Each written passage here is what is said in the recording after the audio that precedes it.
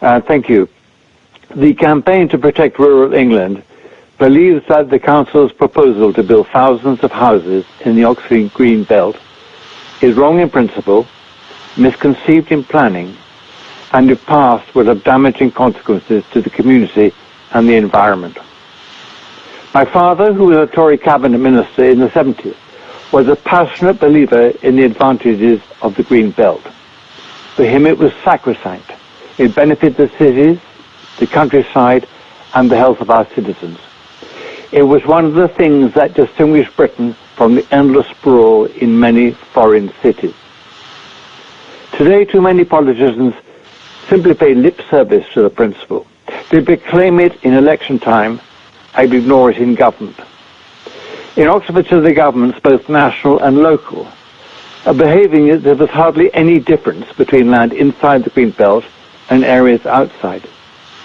If this vast development goes ahead, we are going to have some 20,000 new houses around the city, making the belt more like a giant suburb around Oxford than a vitally important rural space. Allocations from the Green Belt are supposed to require exceptional circumstances to justify them. But these circumstances are not exceptional. The Council talks about Oxford's unmet housing need.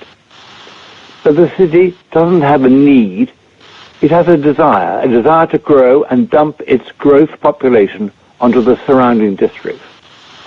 And our council is not only kowtowing to it, it is planning to build a quantity of houses which impartial experts consider to be far in excess of what even Oxford thinks it might need.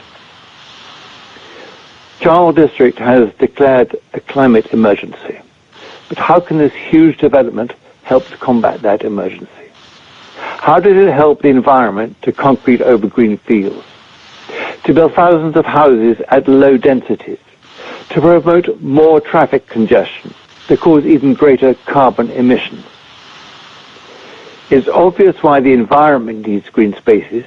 Half the wildlife in our country has disappeared since I left school. But it is increasingly clear that human beings need them too. COVID-19 has demonstrated their vital importance for both mental and physical well-being. I appeal to you, therefore, and especially to the councillors of the Conservative Party, not to adopt the local plan passed for review today. Surely there can be few greater Conservative causes than the conservation of our countryside and the preservation of our planet. Thank you very much. Thank you. Next we have Margaret.